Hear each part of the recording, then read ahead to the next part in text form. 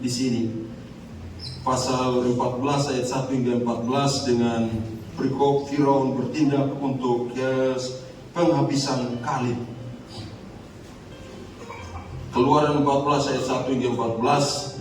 Berfirmanlah Tuhan kepada Musa demikian, katakanlah kepada orang Israel supaya mereka balik kembali dan berkemah di depan Pihahirot antara Migdol dan laut, tepat di depan Baal Zephon. Berkemahlah kamu di tepi laut. Maka Firaun akan berkata tentang orang Israel, mereka telah sesat di negeri ini, padang gurun telah mengurung mereka. Aku akan mengeraskan hati Firaun sehingga ia mengejar mereka, dan terhadap Firaun dan seluruh pasukannya aku akan menyatakan kemuliaanku, sehingga orang Mesir mengetahui bahwa akulah Tuhan. Lalu mereka berbuat demikian.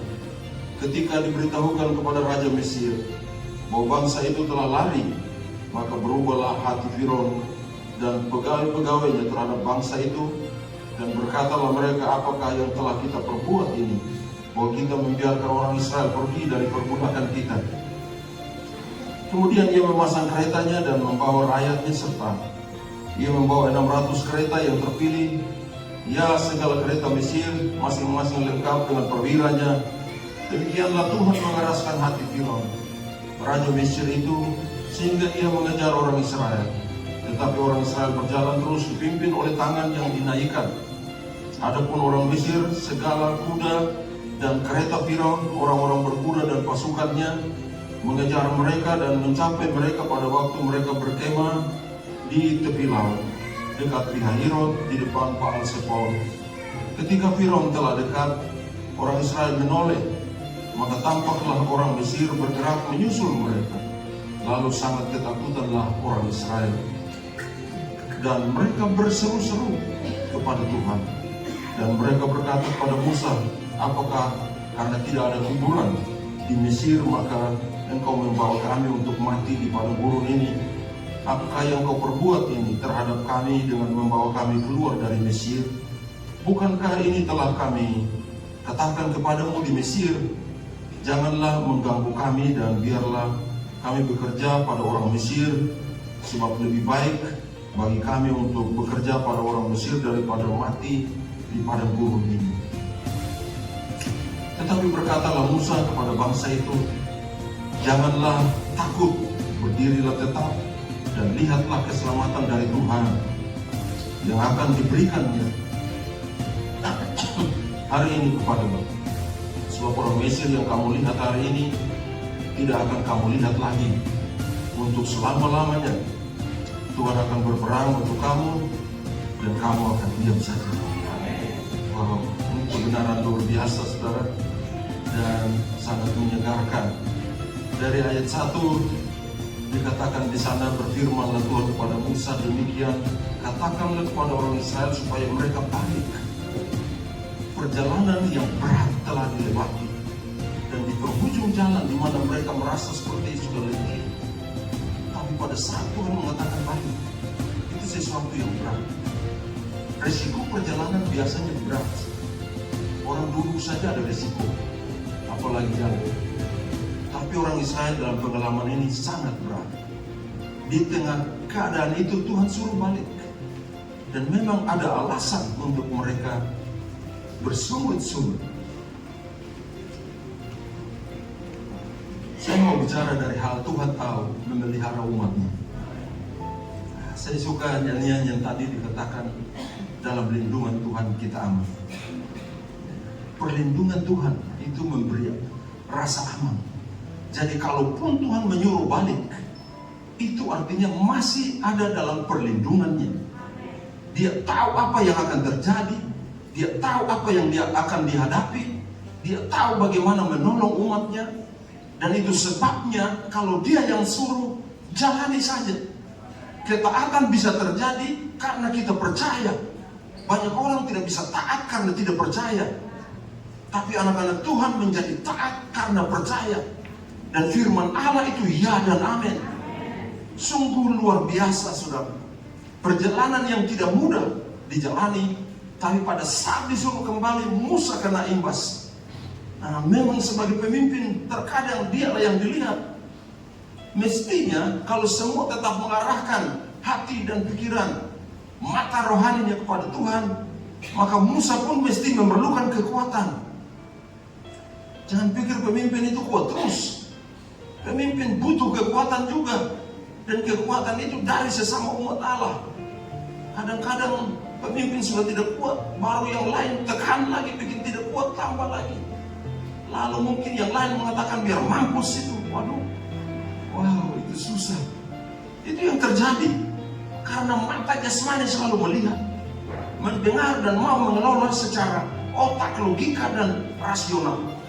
Tapi penting di sini iman mesti bekerja. Iman dan penglihatan rohanilah yang akan menolong, dan itu ada pada Musa. Sehingga Musa tidak ragu.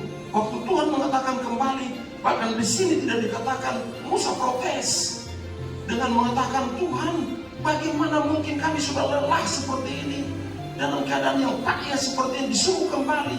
Tidak ada protes apapun, karena Tuhan sesungguhnya menyatakan dirinya kepada Musa, dan Musa dalam berkali-kali mengetahui bahwa Tuhan sudah biasa menolongnya.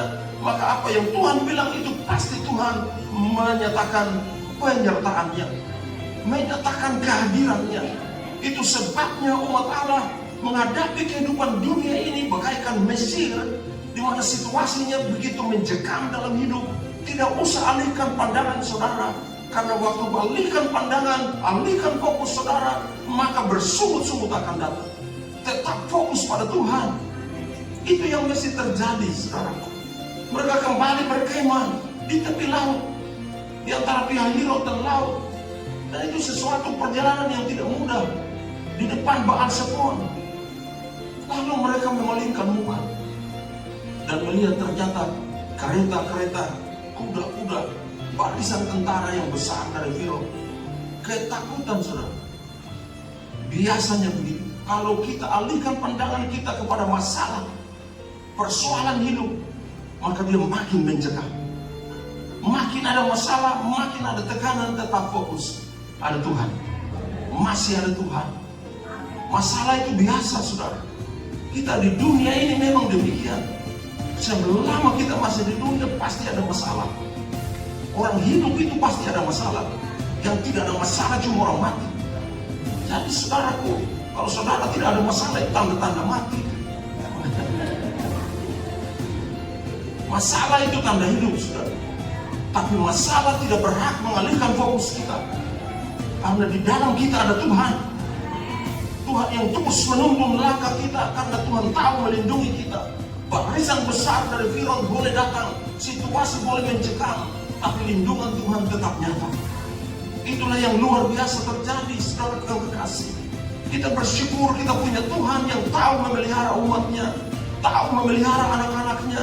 Kadang-kadang kita sudah mengatakan kita tidak sanggup, kita sudah tidak kuat. Tapi pada saat itu Tuhan masih mengatakan kamu masih kuat. Wah, luar biasa. Kadang-kadang kita sudah jengkel juga ya. Tuhan kok begini, saya sudah tidak kuat tapi dibilang kuat. Wah. Kadang-kadang kami dalam kesulitan besar, tekanan, cobaan, ekonomi kurang, saudara. Tapi saya waktu dipanggil Tuhan, Tuhan bicara dengan jelas. Saya dengar suaranya jelas dan kata-kata itu saya masih ingat sampai hari. Dia mengatakan, pergilah ke kata-kata, dan apa yang engkau perlukan akan aku cukupkan. Jadi waktu saya kurang, saya sudah tidak ada, saya cuma datang buat Tuhan. Tuhan, engkau janjikan, pergilah ke kata-kata, dan apa yang engkau perlukan akan aku cukupkan. Sekarang cukupkan. Kata cukup bagi Tuhan, itu kekayaan bagi kita.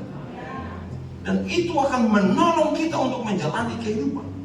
Jadi saudaraku yang kekasih dalam Tuhan, mesti kita melihat situasi ini. Tuhan mau memuliakan namanya dengan caranya.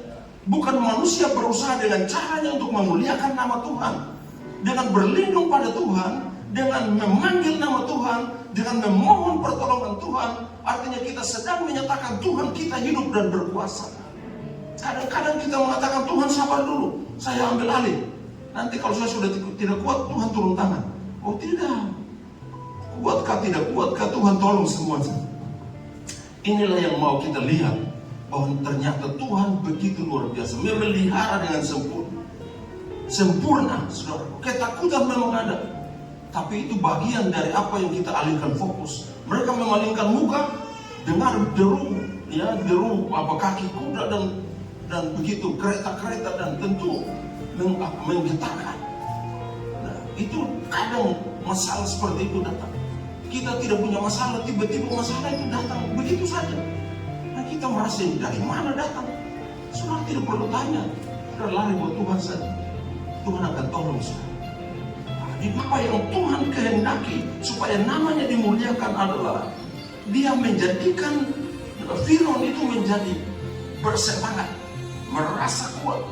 Dia kuatkan hatinya, maksudnya dia coba mengeraskan hatinya, dan dia lari dengan secepat dengan menggerakkan semua peralatan perangnya. Tapi semalam-malaman bahkan Alkitab mengatakan sulit mendapatkan.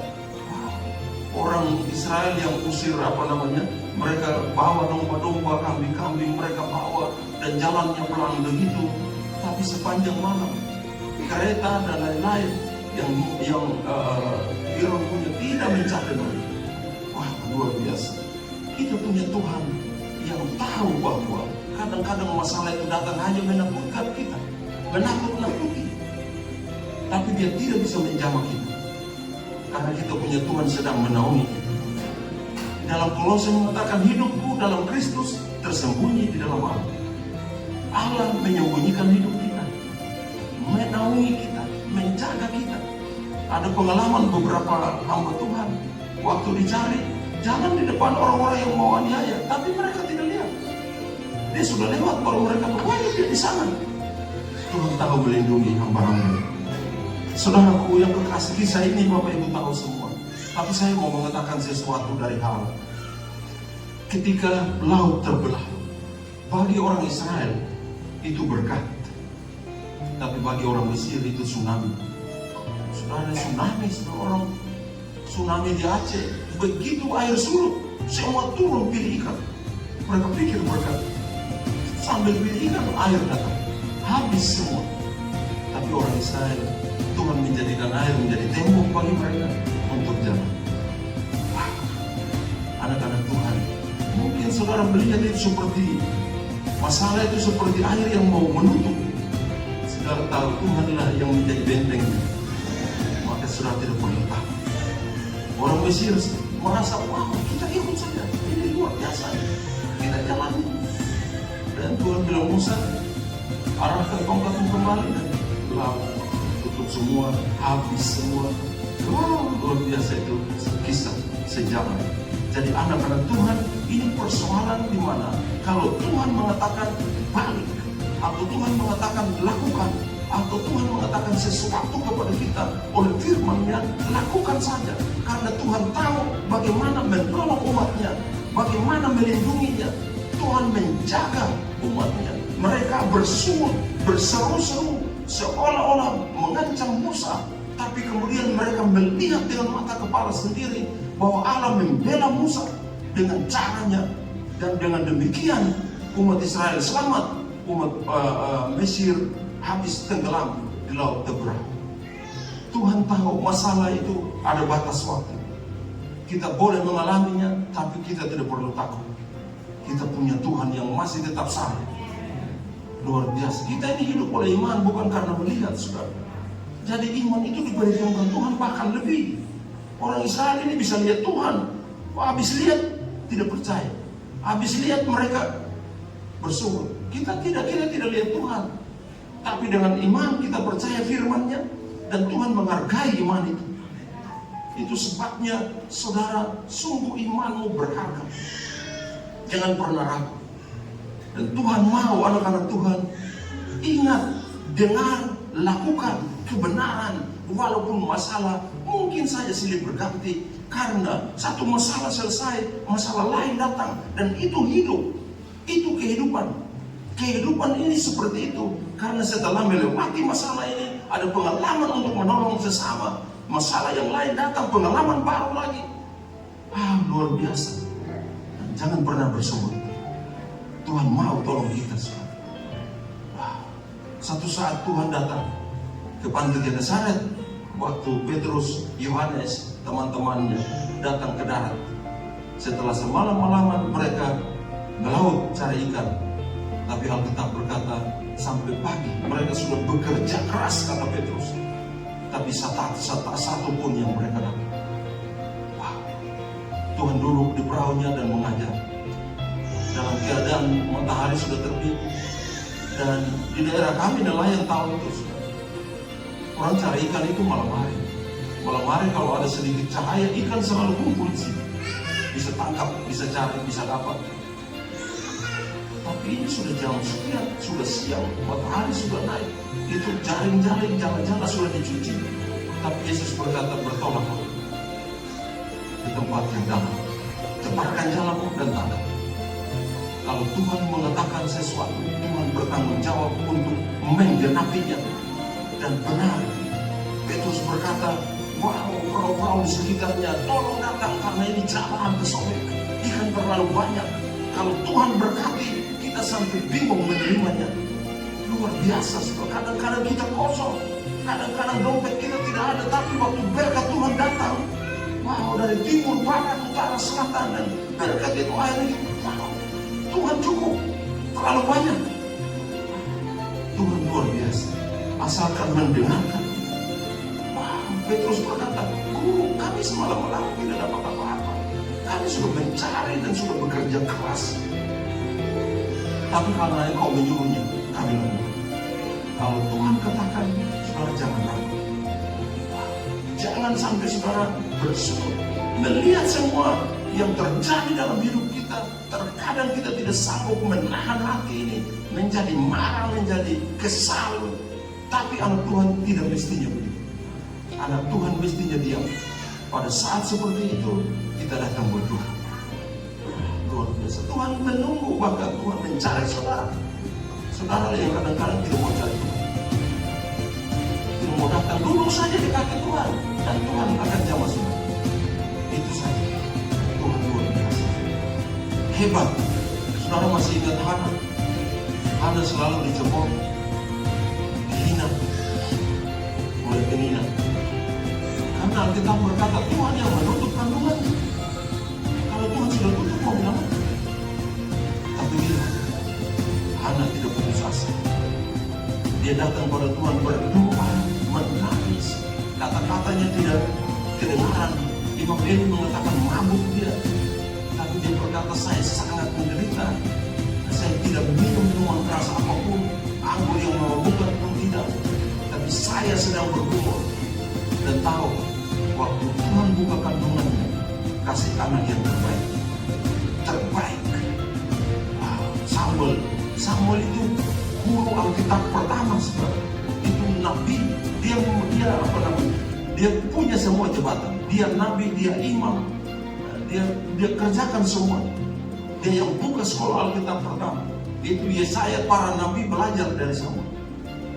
Itu datang dari anak yang sebelumnya mamanya ditutup kandungannya. Tapi mamanya tahu kalau Tuhan kasih yang terbaik. Anak-anak Tuhan, selalu Tuhan kasih yang terbaik. Wow, masih ingat peristiwa Kana?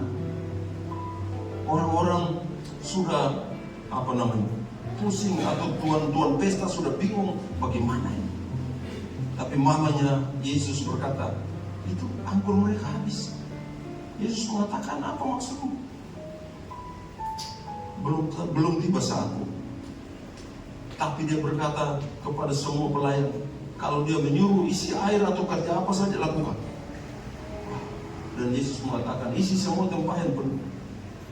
Dan kemudian dari tempayan itu dicedok airnya. Dan saya pikir orang yang ambil ini dia pusing juga. Kalau Yesus sendiri yang bawa, itu aman. Tapi ini orang lain disuruh, ayo ambil, antar. Ini bawa ke kepala pesta loh. Yang bawa ini. Kalau dia minum dan dia ini air bohong. Ya, bayangkan saja. Tapi saudara, dia tidak ragu-ragu. Dia ambil karena Yesus yang suruh. Dan waktu dia kasih buat kepala pesta itu, apa yang dia bilang? Wah, orang biasanya suguhkan yang enak lebih dulu, yang terbaik lebih dulu. Tapi engkau sampai sekarang masih menyimpan yang terbaik. Artinya, kalau Yesus yang kasih, Yesus yang jawab, Yesus yang beri jalan keluar selalu terbaik. Anak-anak Tuhan, jangan pernah ragu dengan Yesus. Kita punya Yesus bukan berarti kita tidak ada masalah. Kita punya Yesus bukan berarti kita enak-enak saja. Tidak. Tapi di dalam semua masalah, Yesus hadir. Dan kalau Yesus hadir itu cukup bagi kita. Luar biasa. Seorang anak yang lahir buta, murid-murid tanya kepada Yesus, Rabi, ini siapa yang berdosa sehingga dia ini buta? Apakah dia? Orang tuanya? Tapi Yesus mengatakan bukan dia dan bukan orang tua, tapi supaya pekerjaan-pekerjaan Tuhan dinyatakan melalui dia. Saudaraku, kadang-kadang Tuhan izinkan sesuatu kita supaya melalui pengalaman itu Tuhan kerja. Sebetulnya bukan soal dia cacat waktu lahir, tapi semua orang tanpa Yesus semuanya lahir dalam keadaan cacat. Secara rohani, Daud mengatakan di dalam dosa aku dikandung ibu. Oleh karena dosa itu cacatnya. Tapi dengan terima Yesus kita jadi anak. Kita dibenarkan. Kita diberkati. Kita bisa berkata ya Abah, ya Bapa. Wow. Kita orang-orang berbahagia. Dan jaga kebahagiaan itu, karena itu bukan didapat dari apa yang saudara dapatkan di dunia, tapi didapat dari pemberian Allah. Allah beri. Jadi kalau saudara membaca firman Tuhan dan merasakan bagian firman Tuhan itu menjadi rema bagi saudara, atau mendengarkan suaranya ketika saudara berdoa, atau saudara sedang melakukan sesuatu dan saudara merasa seperti ada apa yang Tuhan mau dalam hidup ini, selalu ada koneksi. Konektivitas kita dengan Tuhan mesti selalu ada. Bukan saja di gereja, bukan di ruang doa, tapi di mana saja, di mobil kah, di pesawat kah, di mana saja, konektivitas anak Tuhan selalu terhubung dengan Allah kita. Dan itu sebabnya dia menolong kita. Kadang-kadang kita di pesawat, goncangan pesawat, dalam hati kata Yesus. Kami pernah berjatuh saudara dalam pesawat kecil yang kemudian jatuh di lumpur.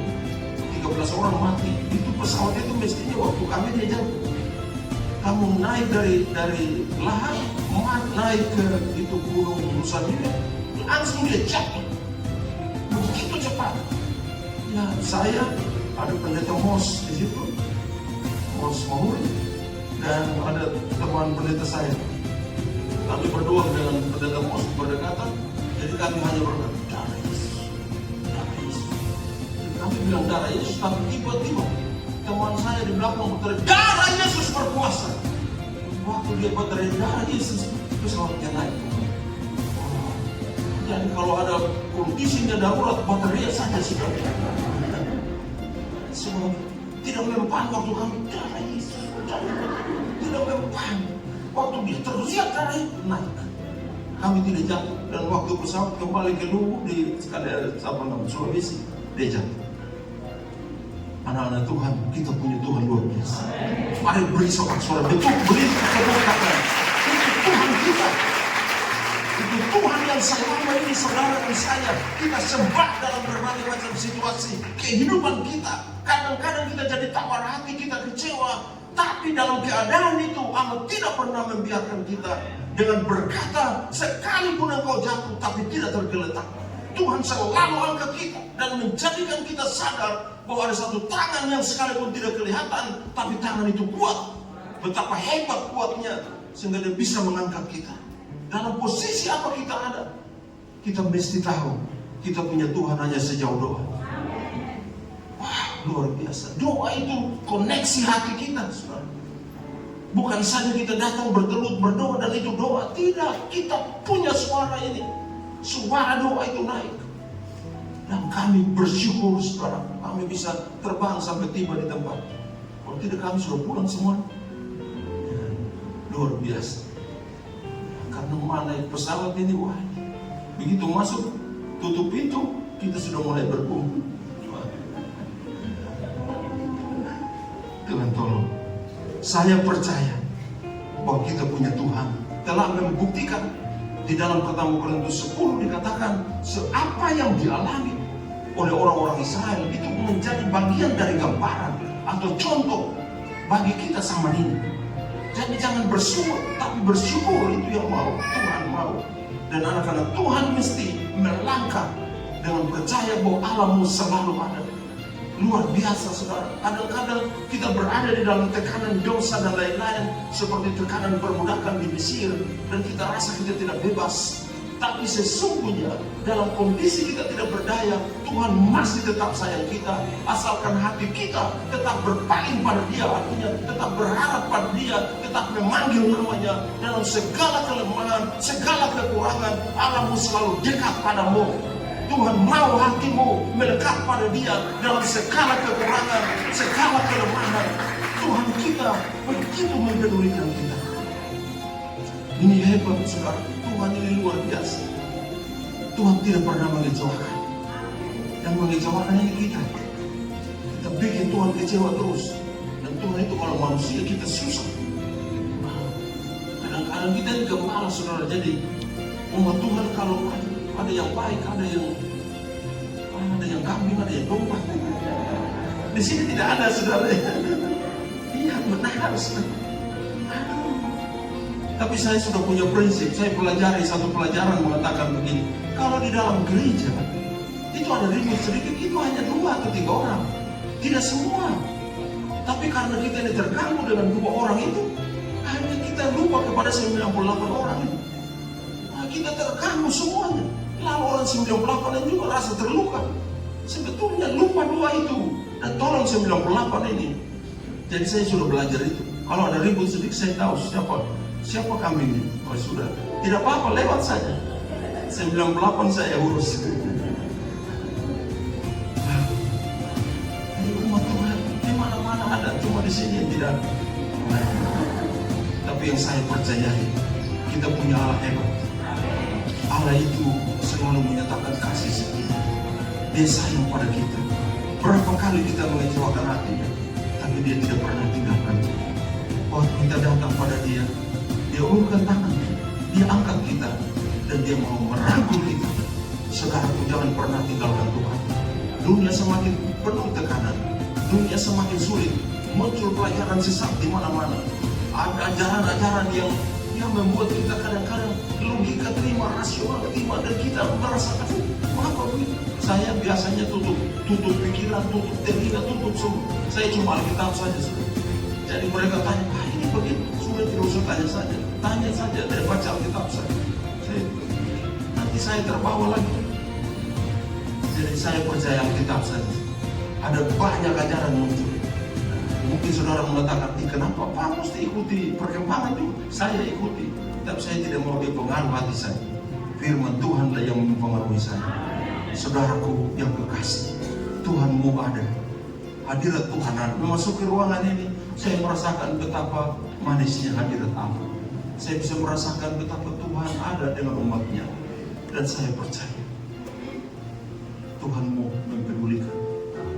Kasih Allah itu mengikat kita jadi satu.